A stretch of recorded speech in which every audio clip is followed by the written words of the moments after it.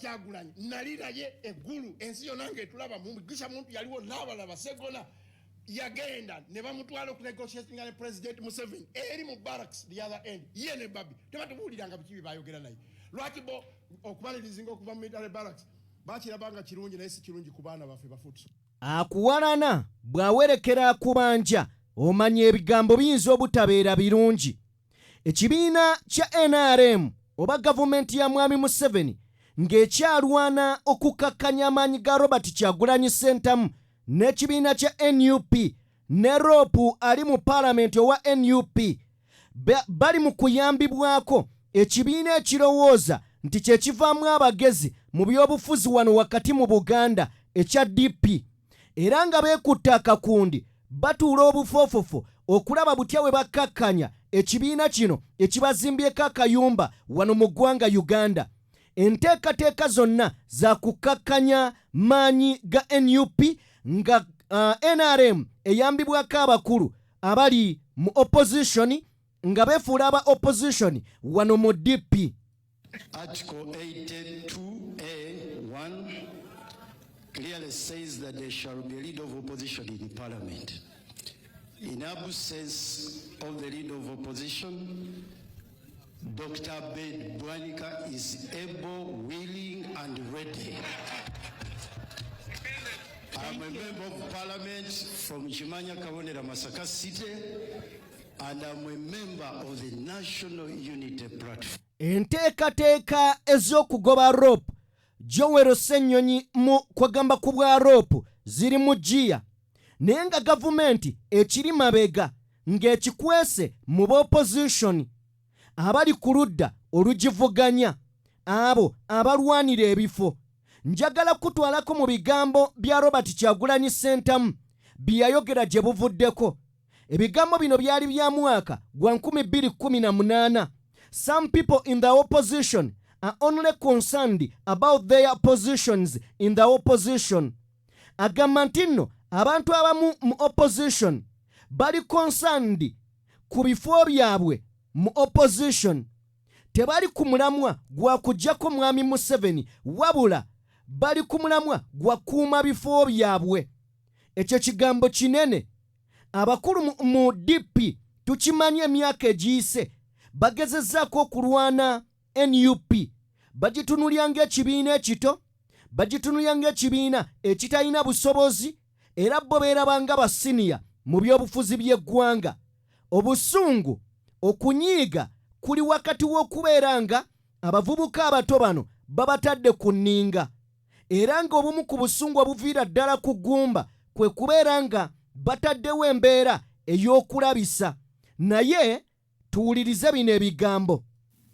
Tuli mu firimu gwo tuzanyiranga ggwe nemba zanyiranga nze Kyagulanyi n'azanyanga ani nga Kyagulanyi ate Ssenyonyi naye nazanyanga ani ate Mpuuga naye azanyanga Mpuuga Bwanika Abedi naye nazanyanga era Abedi kabye mulaba azanyaze ne waliwo paati etazanyika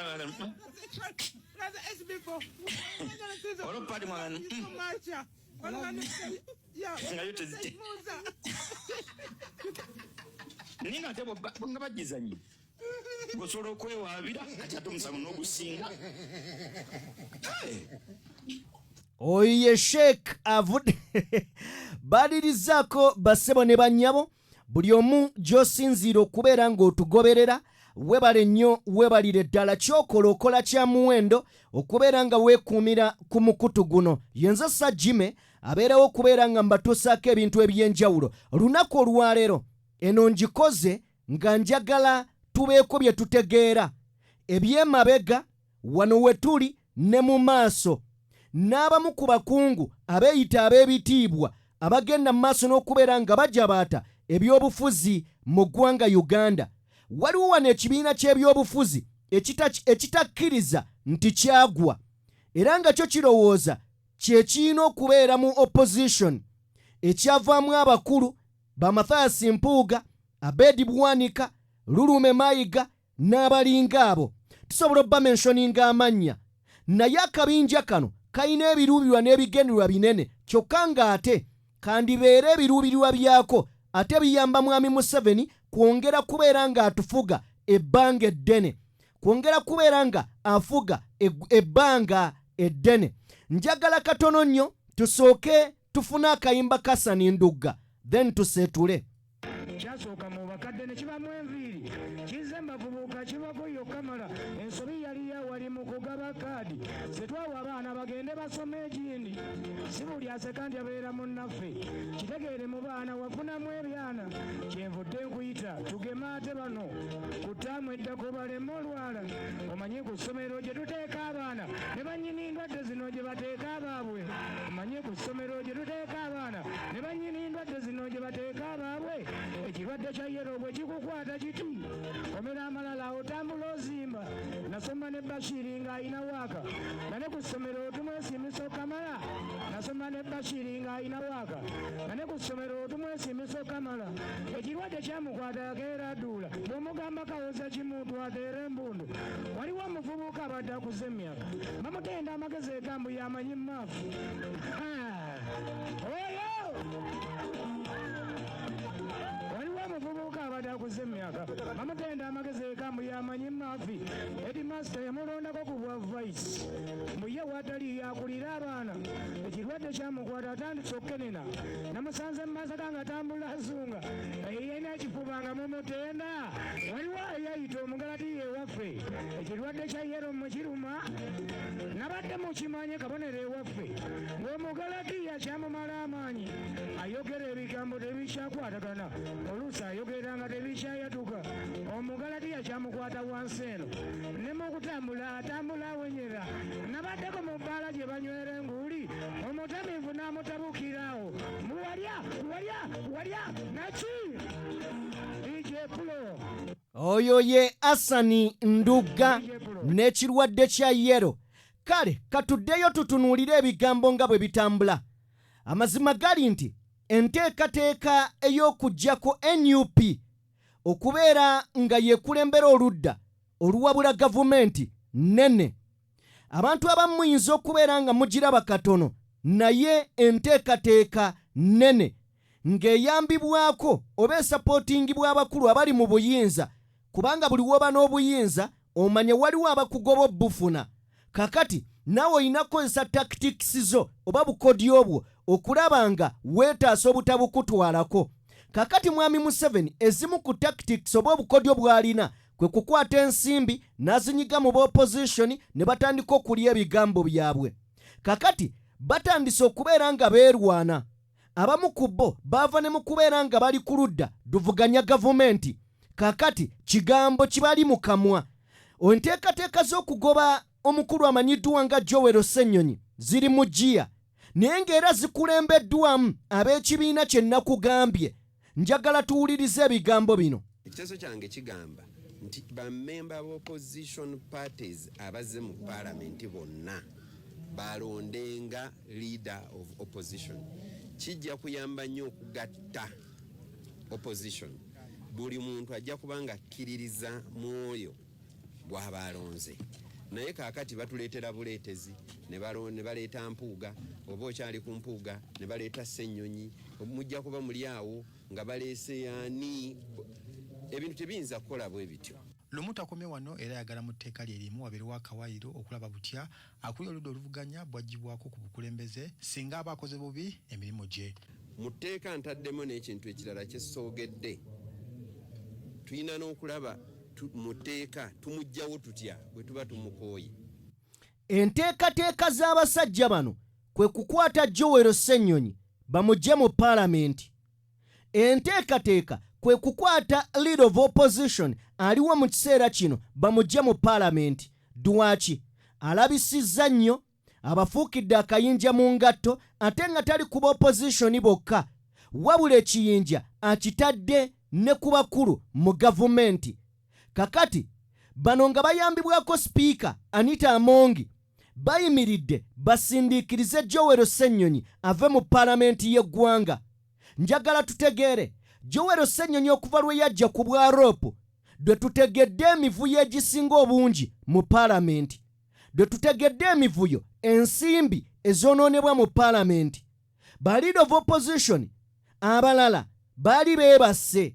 Ono bwe yajja n'alaga omulimo gwe nga leader of opposition, omulimo gwe kubeera kuteeka gavumenti ku bunkenke, ku nninga, ewe abantu service delivery.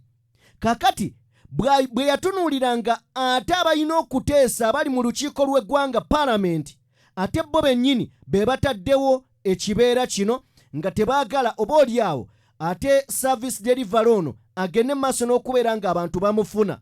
Ekyo Joel Ssennyonyi akikoze. Kakati gavumenti eyise mu beefuula mbu b'opposition, eyise mu beefuula mbu nno bo b'opposition okuleeta etteeka erikuba mpuuga. Njagala tumaleyo omukulu ono. Kubanga bw'ogamba nti mumuteekewo, tulina okulaba tumugjawo tutya bw'aba atuyisa bubi. Ekyokubiri, sipiika mumulaba ne deputy speaker, tulina bwe tubalonda n'engeri gye tubajjako. Lwaki leader of opposition ye talina ngeri gye bamuggyako? Bw'aba ng'atuyisa bubi, kati abavumye abakoze eki? Okuvaayo n'alemera ku balyake, okuvaayo n'alemera ku bantu aboonoona ensimbi y'omusolo, okuvaayo n'agamba nti mpuuga nedda kino wakola kikyamu, Anita Amongi kino wakola kikyamu. Eyo y'ensobi emuvunaanya. Joel Ssennyonyi ayina by'ayogera. Ate n'ekirala baleme kulowooza nti tugenda kubeera mu opposition lubeerera. Muyinza okuyisa etteeka nga mulowooza mwagala kulinnya Ssennyonyi ku kagere. Enkya tuyingire gavumenti nga mwe muli mu opposition. Robert Kyagulanyi, pulezidenti wa NUP, agambye nti ekiteeso kino tekibajja ku mulamwa ogw'okuteeka gavumenti ku nninga okulaba ng'ebikolebwa bikyuka. Ekikulu agambye Joel Ssennyonyi nti ffe tetuli mu opposition kubeera ku opposition. Tuli mu opposition kubanga twagala okukwata obuyinza. Bwe tunaakwata obuyinza ng'ate mmwe olwaleero mukoze amateeka agalabika nga abagalese mu mutima omulungi naye nga mugalese kunyigiriza leader of opposition, ffe bwe tunaakwata obuyinza ng'ate mmwe mwakola amateeka ago, ekyo nakyo kikulu nnyo. Tujjukira Mama Mbabazi yakola etteeka wano atuuka ajja mu byobufuzi ate ne limukwata naye nga yalikola kunyigiriza b'opposition. Kakati bano abeefuula ab'opposition ate bakola etteeka erinyigiriza ow'opposition. Okuba akafaananyi osindisa leader of opposition awakanya omuntu olina agamba affe tetwagala Ssennyonyi abaatuwakanya, twagala ono yabaatuwakanya, yatuwakanya obulungi. Mwalabye nti twalonda abantu ne tubasindika mu committees naye ne bagamba ate musobola bajjako bano be twagala. That is where we are. So as we are here, friends, we want to remind you that for us, we are in war. This is war. Luno lutalo. Kubanga abo be batulondera bajja wano ne balemera ku nsonga ne batusumbuwa basaba accountability balwanyisa enguzi balemedde ku nsonga ezimu ne balowooza nti kinaabataasa. Tekijja kubataasa kubanga tetugenda kusirika, tujja sigala nga twogera ku nsonga eziruma bannansi bwe buvunaanyizibwa bwaffe. Kyagulanyi era ayogere ne ku bakulembeze mu ludda oluvuganya abavudde buli lukya okugenda mu maaso n'okukolagana n'abantu abali mu gavumenti ya NRM. Tekibeerangako togera Museveni abadde agulirira abantu ng'agulira aba leader of opposition mpaka wajjayo ate balinga abamenka. So kati alemedde otutiisatiisa kuba n'okufa tetukutya, alemedde okutugulirira kuba obuswazi twajja tubulabyeko. Kakati ayagala mu buswavu kukozesa abo bayita ab'opposition bagambe be balonda mwakirabako nti twalonda abantu ne tubasindika mu commission, bwe baamala okubba ne tubagobayo. Museveni n'agamba Anita Amongi awo be batukolera obulungi. Museveni okuba nti ayagala okulonda leader of opposition, ayagala abo abamukolera. Mwali mulabyeko munnaffe bwe yawa n'ekirabo kya $5,000,000 nti amwakanyiza bulungi. Akubidde ddala kugumba. Mu ngeri y'emu omubaka amanyiddwa nga Mbwatekamwa yoyo gw'olaba ku screen mu katono yavuddeyo n'asapootinga ne ssekusapootinga n'awagira ekiteeso kino nti kirungi ebitagambika. Naye omubaka ono y'omu ku mubaka emyaka ng'ebiri-esatu emabega gwe twawulirako mu katambi nga balina enteeseganya nga bo n'akakundi ka DP Block ezisaanyawo NUP era nga batutegeeza nti baleeta ababaka baabwe bafune ebifo naye nga bakola bali presentinga DP. Kino kye natandise nakyo nga nkugamba nti waliwo ekibiina ekirowooza nti kye kirina okutegeerera abantu mu by'obufuzi naddala wano mu Buganda kye kibiina kya DP. Kyova olaba era bakugamba nti ffe tuzadde ebibiina byonna ne Nuupu ne Kyagulanyi ffe tumuzadde. Tuwulirize ebigambo by'ono. Our motion is concerned. I am convinced beyond reasonable doubt, right, Honorable Speaker and colleagues, that this move is going to give us more unity as the opposition and respect for each other. Let us vote for our leaders. What's wrong with that? I am standing here to second this motion, right, Honorable Speaker, in good faith. It will help us. It will build us more because unity of the opposition means strength of the opposition. Respect for each other means what? Because I must participate in electing my leader as the opposition. We have seen it many times in parliament where the leader of opposition thinks that all opposition belongs to his party. In this case, it used to be FDC, and all the opposition would see ourselves as FDC, and yet not. You see, because we did not participate in electing the leader of opposition. Now we are seeing a national unity platform. Tomorrow it will be another party. Honorable Mbwa, we didn't behave like that. I was in FDC. Yes, I want to thank you that you did not, but I am getting so scared that I see the opposition in court as if it is only one party. So I want to bring each and everyone on board through this, that come vote your leader. He will respect you. You will respect him.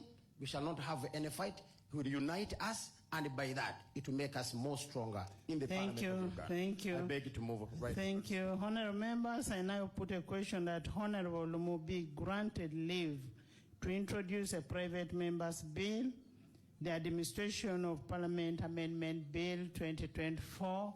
Those in favor say and the contrary nay. The ayes have it. Pursuant to Rule 121234 of the rules of the procedure, the clerk is hereby instructed to accord the member a requisite support to ensure that the bill is tabled for the first reading. Members of the Kakati, ekyo ky'owulidde awo oyo ayogedde abadde mubaka ate nga wa NUP ye mbwa tekamwa. Mbwa tekamwa. Akkiriziganyizza n'ekiteeso ky'oyo omukulu gw'olaba ku screen mu Gaalubindi Richard Lumu ng'agamba nti ekyo kiryokke tekirinamu na buzibu. Naye omubaka omukulu y'omu yavaayo n'atugamba nti NUP kibiina ekirina okwekolera ku nsonga zaakyo ne wanawagidde ke kabondo kali ke nagambye ne waliwo omubaka ndowooza tusooke kano nga tetunnaba kugenda mu mubaka ono. Lwana akatambi ke njagadde nsooke nkuzannyireko akatono nnyo. Omubaka y'omu baamutwalako ko Speed, baamutwalako ko emisinde, ng'ensonga emutwazisa emisinde kwe kubeera nga akatambi simanyi oba nnyinza okukafuna ano okumpimpi nandika kuzannyiddeko.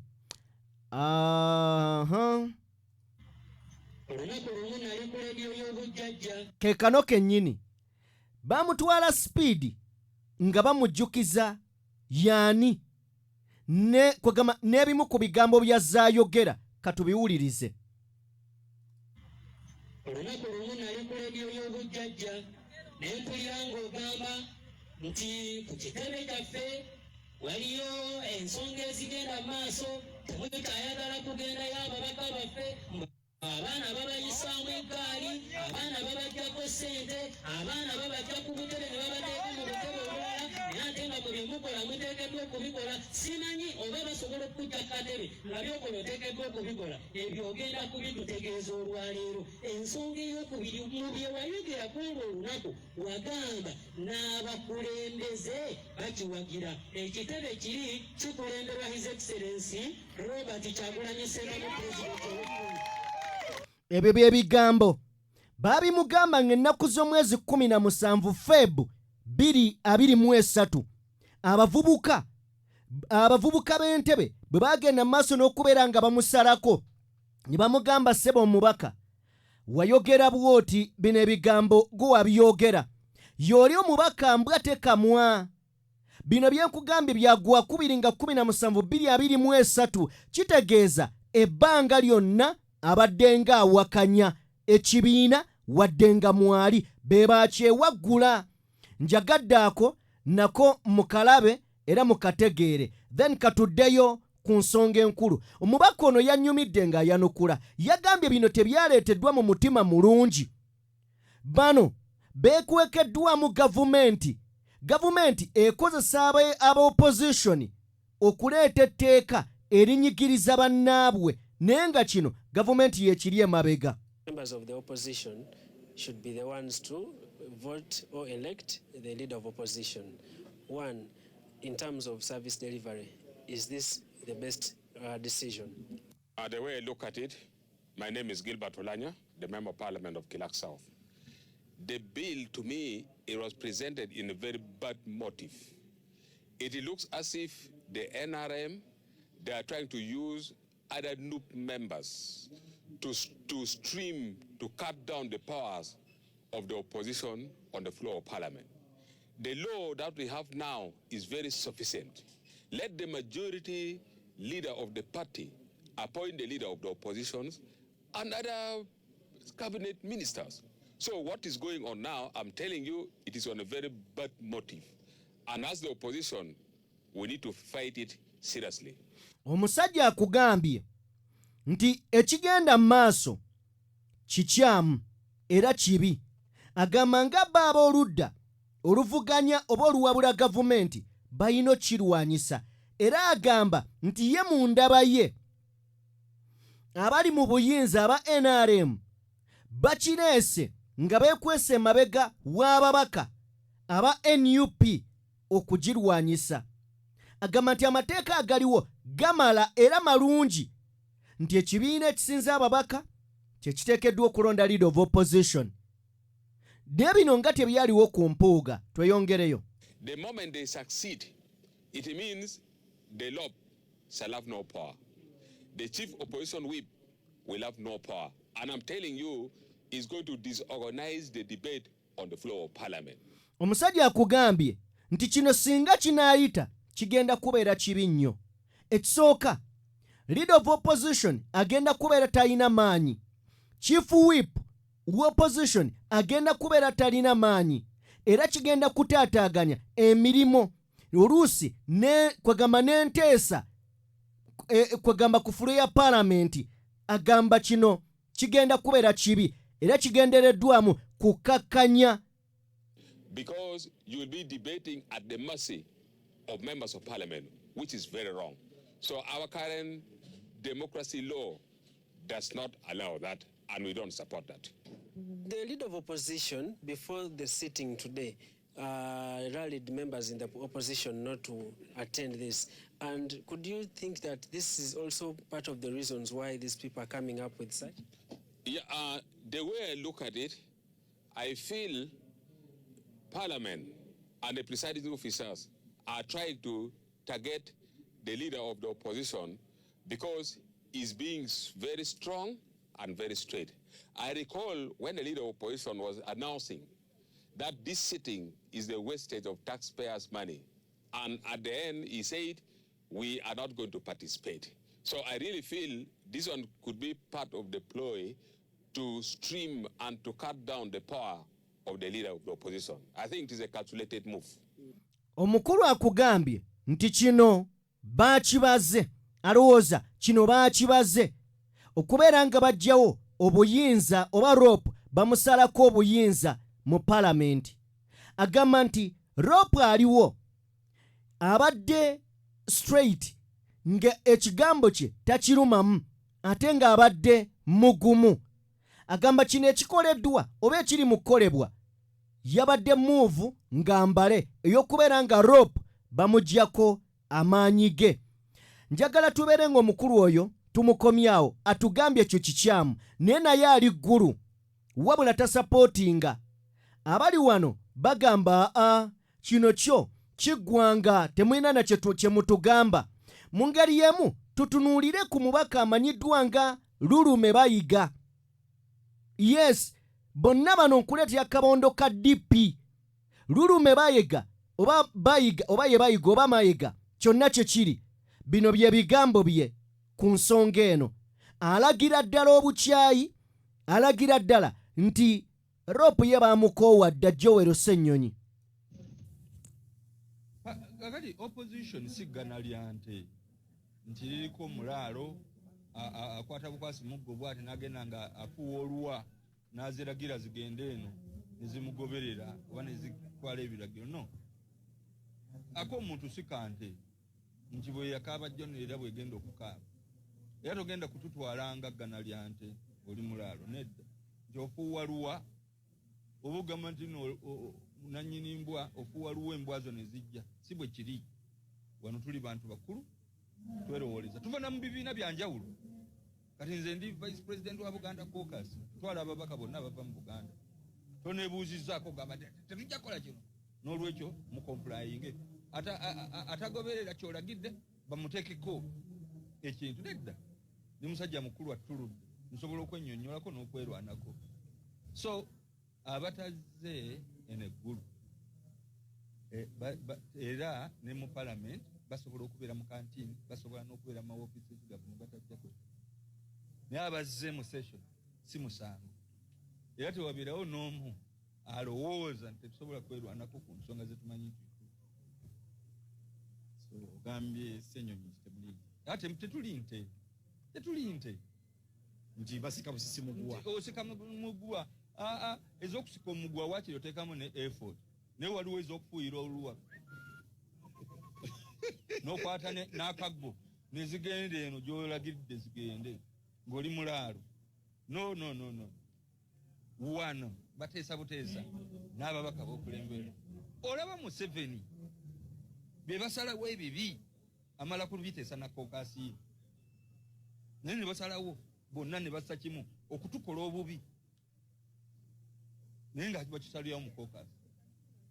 Kakati gwe lwaki teweeyambisa amaanyi aga kookasi ne musalawo ekintu mumaze okukirowoozaako obulungi era ne mukisalawo mu bulungi oba ne mu bubi ne kiraga.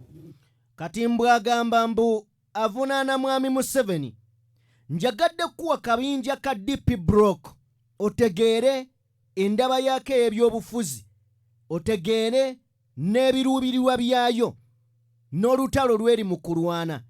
Ekibuuzo kye njagala okwebuuza okuva eri mmwe nga kijja eri mmwe, banaasobola okulwanyisa Kyagulanyi Ssentamu? Banaasobola okulwanyisa National Unity Platform? Rope basobola omulwanyisa kubanga emyaka 5 giggwako, naye ate singa era Nuupu enaasigala yesinga ababaka mu Parliament, basobola okulwana ku tteeka lino gye bali mu kuleeta, era bye bimu ku biruubirirwa byabwe. Naye ebyo byonna ng'obyogera, Kyagulanyi Ssentamu ayina obubaka, ayina ebigambo by'ayogedde, nabyo tubifuneko tubiwulirize.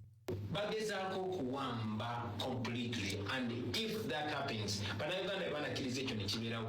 Mbabuulira nga tuli wano ku Pal FM bagenda kutuuka ekiseera bajjewo n'okulonda. Bagenda kutuuka ekiseera bajjewo okulonda president nga bamulondera mu parliament. Bajja kutuuka ekiseera bagamba bitandika mpola mpola, olabyegana mawanga g'Abarabu, omuntu awamba nakola presidential monarch. Temwefula nti temukiraba nti Museveni agezaako okukyusa Uganda gifoona bwakabaka bwe, kuzaako mutabani we n'omuzzukulu. Temwefula nti mukiraba nti mu Uganda bagifuula family rule, nti Museveni president, mukazi we yadde teyasoma, ye minisita w'ebyenjigiriza mu Uganda we wadde tagitegeera, naye yakontrolinga budget esinga sale busale, ti baganda babalala abasodo be bakulira ebirombe, ti mutabani we mukodomi we yalinga akulira esiga eddamuzi newakubadde bagiigikawo bano bowinyidde nti it is a family rule.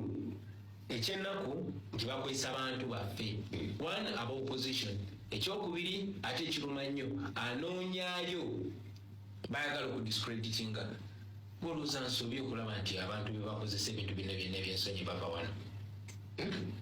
wuliriza gw'olowooza bakola nsobi okubeera ng'abantu be bakozesa ebyensonyi bava wano mu Buganda. Oyo Yerumu ye yaleese etteeka eryo. Abedi Bwanika y'omu ku bali mu kutembeeta ng'era ategeeza byonna ebyekisiru byazaayogera. Sikozeseza kigambo ekyo mu bukyamu, ebyekisiru. Naye etteeka lye bali mugenda mu maaso n'okubeera nga baleeta etteeka lino, njagala tujjukire bulungi nti ng'ennaku z'omwezi 6 omwezi ogwokubiri 2029 etteeka lino lyaleetebwako mu paalamenti. Etteeka lyerimu lyaleetebwako mu paalamenti era nga baagala leader of opposition alondebwe bulondebwa. Wabula ab'oludda oluvuganya gavumenti bassa kimu nkuyege ne baligaana, newankubadde waliwo abaawagira, abasinga baaligaana era ne litayita. Kaakati mu kiseera nga akakundi akamu ate nga kafandingibwa abakulu abali mu buyinza kamaliridde okubeera nga balwana Joel Ssennyonyi, lino etteeka nina okukkiriza nti lijja kuyita, kubanga bw'otunuulira Mwami Museveni ekibiina kino ekya NUP kimufuukidde ekizibu. Bw'otunuulira Anita Amongi nga sipiika paalamenti, Joel Ssennyonyi amufuukidde ekizibu, Bobi Wine amufuukidde ekizibu. Abantu bangi mu opposition abalya ne Mwami Museveni batunuulira NUP ng'ekizibu. Ekisooka bagiraba nga kibiina kyakajja kisetinga policies ze babadde batalina. Kibiina kyakajja naye kiri too focused ku bintu bye kyagala. Kibiina kyakajja kikoze ebintu babamaze mu opposition emyaka bye batannaba kukola. Kati kye balina okukola ki? Kwe kukiteekako embeera, kwe kukisaako amaanyi balabe nga bakikuba paka ku ttaka, era nga bali willing okolagana bulungi ne gavumenti ng'ebateekamu akasente kuba yo kyeyagala. Kakati bwe bakyeyagala bano ate nga bali willing okituukiriza. Kye nakugambye mu ntandikwa nti akuwalana bw'awerekera akubanja omanya nno ebintu byonoonese. Kati bano bali ku kibiina kya NRM already ekiwalana NUP okubeera ng'eteekeseza sanctions ku bakungu baakyo. Kakati abawalana be bano aba DP. Kakati abataagala NUP be ba NRM kati beegasse. Wulira kwegamba ebintu ebitabuka. Kitegeeza bajja na kuwaayo buli ekyetaagisa, kubanga visa zimmibwa aba opposition abo abeesuula eddalu n'abali mu buyinza mu gavumenti abo abatonotono. Kale nno ojja kwesanga nga kino kigenda kubeera kyangu etteeka lino okubeera nga liyitawo. Kigenda kubeera kyangu ddala. Era emu ku nsonga gye njagadde okutunuulira kwe kubeera nga baavudde ku bintu ebyabatutte okuteesaako. Batugamba bagenda kuteesa ku nsonga z'eggulu. Ne we twogerera ate abakulembeze mu ggulu be bali mu kubuuza mwaze tuteeseza ki? Kubanga mu ripooti gye muleese ate tetuliimu. Tuwulirize ebigambo. Bano bali mu byabufuzi byabwe. Thank you, Madam Speaker. Madam Speaker, I came here this morning so happy to listen to the issues of Northern Uganda. And you clearly guided that we should discuss these matters without emotion, with clarity and with confidence. Madam Chair, Madam Speaker, what happens when a region like Karamoja is not included in a report, like this report of what? Yiyo, bali Karamoja, bogera ku Gulu, bogera ku Northern Uganda at large, ne mu report ate gye baalaze kwegamba ebitundu bye baagenzemu ate byo tebirimu mu report. Omusajja abuuza kizibu ki? No, the committee did not visit Karamoja. Why are we going to discuss our Manyanga? You told us the Manyanga of the others of the country we are going to discuss in Kampala. What about Karamoja Manyanga? Where is it going to be discussed? The committee did not go to Karamoja, and we are in Northern Uganda. How can we have a committee which is supposed to go to West Nile, Acholi, Lango, and Karamoja, not go to Karamoja? And you are telling us that we are going to speak in the next report when we are not in this report. Omukulu agamba nti report eyina okwogerwako ensonga z'abantu b'omu Northern. Amazima gali nti report bo tebagiddemu. Speaker abagamba mujja kubeera mweddako mukakkane musale omuliro, mujja kubeera mweddako naye ng'ensonga yazze mu nsonga ya Northern. Mwe muli Bakaramoja, Gulu n'ebitundu ebirala tebaliimu. Kati bagenze kuteesa ki? Speaker okuva yatuukayo ali mu kulambula ku banywanyi.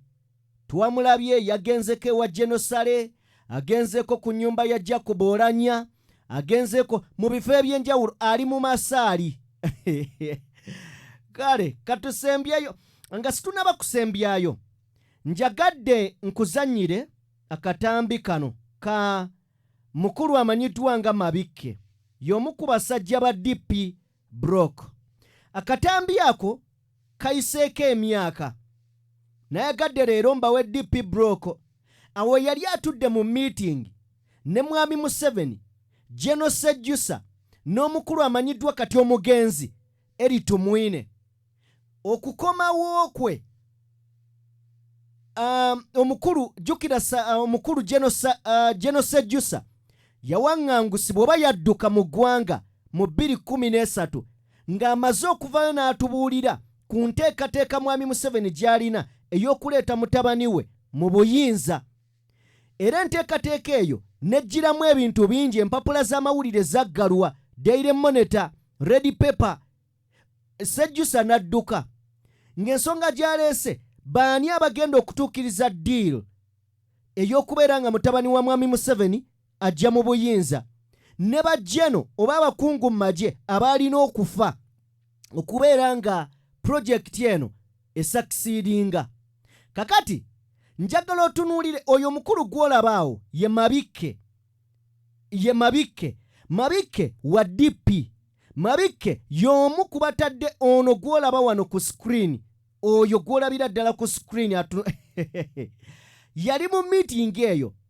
Nkulaga nti DP basajja ba Mwami Museveni tiyakoma bukomi kukuba Nobert Mao Kadaali n'amusaako n'empeta nedda, n'abalala ebatwala just bo basigalayo b'operating nga babuzaabuza. Kati nga ddala oliwo opposition kyekikutuuza mu meeting eyo yali yaba Jeno akomyewo, kakati omukulu naye atudde ye Michael Mabikke. Era y'omu avaayo n'agamba nti Bobi Wine tumugobye mu DP Block, ffe twamuleetera twamuzimba. Y'oyo gw'olaba ku screen, oyo ye mukulu amanyiddwa nga Michael Mabikke. Mu bigambo bino eby'omukulu amanyiddwa nga ndowooza tusooke tujjewo n'ebigambo bya Geoffrey Rutaaya byayogedde, then nzigalewo n'omukulu amanyiddwa nga Dubega Mukaaku. Katujjewo ebya Geoffrey Rutaaya yagenze mu maaso n'okubeera nga awandiika n'agamba nti kino kya nnaku nnyo okubeera nga bannaffe be tuzze tulabirako mu by'obufuzi ate bafuuse ekisekererwa. Yabadde ayogera ku mukulu amanyiddwa nga Richard Lumu eyaleese ekiteeso, era sipiika n'akiwagira n'amugamba genda owummule, n'okuwummula nga bwe weetegereza ogye ensonga eyo gireete ku fulo ya Parliament. Geoffrey Rutaaya agamba kitalo Kitalo tulabye nnyo ffe tulabye nnyo basajja bato abajjanga balabira kuba n'abasajja abakulu ebyobufuzi naye kakati gwe ng'okyagamba Kitalo Geoffrey Rutaya abawuliriza kambayo wano Lubega Mukaaku olwa abasajja gwolaba ng'ayogera luga oba mukole ki kati wallahi nga n'ekyo mukola tokiraba kati ye Lubega Muka onoonya ekyokukola Lubega Mukaaku ne kikubula ndowooza olaba oye Mukasambidde I mean Michael Mabike ne mweno gye ngenda okuwa Michael Mabike atudde next ku mukulu amanyiddwa nga Lubega Mukaaku kale Kyagulanyi naliraye eggulu ensi yonna ng'etulaba Mugisha muntu yaliwo n'abalaba Segona yagenda ne bamutwala okunegotiating ne President Museveni eri mu barracks the other end ye ne Babi tebatubuuliranga bikibi bayogera naye lwaki bo okumalirizinga okuva mu military barracks bakirabanga kirungi naye si kirungi ku baana baffe ba foot soldier lwaki not anymore keep quiet when you come full throttle to exterminate them Pugas, the Segoners, and all those other people. We cannot. Ladies and gentlemen, there is a deliberate deconstruction of the cross-party, cross-community solidarity that were painfully built by ourselves and our grandfathers. DP Block is the mother of people power, the mother of NUP, the mother of Kyagulanyi. Kozi yafe yakweja mu capture both of the state and our institution n'ebintu ebifana bwe bityo. Sebo ne banyabu bw'oba olokasuka amayinja manya nti wazimba yaki yandabirwamu naawe abala basobola okukasuka amaki naye ekyo si kye preoccupyinze mu kiseera kino nga tumuzayo emyezi 6 tugamba Kyagulanyi nga bwe twagambanga mawo lekerawo okuvuma abantu emmale olaba reunion zizizza abana DP reunion zitutudde amaanyi mawo leka kuvuma abantu emmome nga mawo bwe yeetakula alinga akoze eki noono bwe ndaba yeseemu trend gyakutte fene tusobola kudda sekawuka kaali kakoze eki yensonga lwaki tusazeewo. That's why we are deciding to end our cooperation with NUP. For nearly 12 months now, there has been no response to the questions raised, and relations have gone from bad to worse. Oyo yennyini ayogera yoyo atudde mu meeting ndowooza amukuwadde mu butuufu bwe yatudde mu meeting eya mwami Museveni okwogerezeganya ne General Sejjusa okomawo mu ggwanga ng'akomyewo mu ggwanga beebo nno abali ku opposition beebo abali ku opposition abagamba mbu Kyagulanyi byakola tebabitegeera just lwakuba nti abajjako omugaati. Ebbaluwa era yawandiikibwa teddibwangamu naye ate era tulaba embeera eyongera kusajjuka. The team that was arrested in Kalangala Sesa and the team Nubian Lee, Eddie Mutwe and Kampala advocates. Why is it that our other foot soldiers are still under detention, under military trial up to today, and not the leaders themselves who had the berets, who had the overalls, and who had this? What was so special about those people? Because that time, Right Honorable Yoweri Bishekezi was not yet a leader of opposition, so that he had the immunity, was not even a member of parliament. How comes for them they were released and the other foot soldiers have not been released? There is that mutual suspicion, and you can't convince us because many of those young people were DP blockers. Oyo ye mukulu amanyiddwa nga yani Lubega Mukaaku. So njagadde olunaku olwaleero nkulambululira DP Block ne DP ebiruubirirwa n'ebigendererwa byabwe eri ekibiina kya NUP eri ne gavumenti. Balina enkolagana wakati waabwe ne mwami Museveni era nga bali mu kubeera nga bagituukiriza. Kati gwabuuza lwaki balwana Joel Ssenyonyi mu paalamenti, ndowooza nsobodde okwanukula mu story gye nkoze olunaku olwaleero. Gwabuuza lwaki balwana Bobi Wine, naawe nsobodde okwanukula mu story y'olunaku olwaleero. gwabuuza lwaki buli kimu bakyopozinga okuva ate ku opposition, nkikunnyonnyodde nti kino kye kibiina ekirowooza nti kye kizaala ebibiina byonna mu ggwanga, era abakirimu bo balowooza nti banjawulo, bakitalo, tebagambwako era bayiga nnyo ebyobufuzi. Ne gwe nsembezaayo Michael Mabikke yawakanya omutandisi w'ekibiina ekyo Paul Kawanga Ssemwogerere n'amutwala ne mu kkooti. Lwaki sibateera wano? Mukama Katonda abankuumire, mubeere bulungi, mweraba.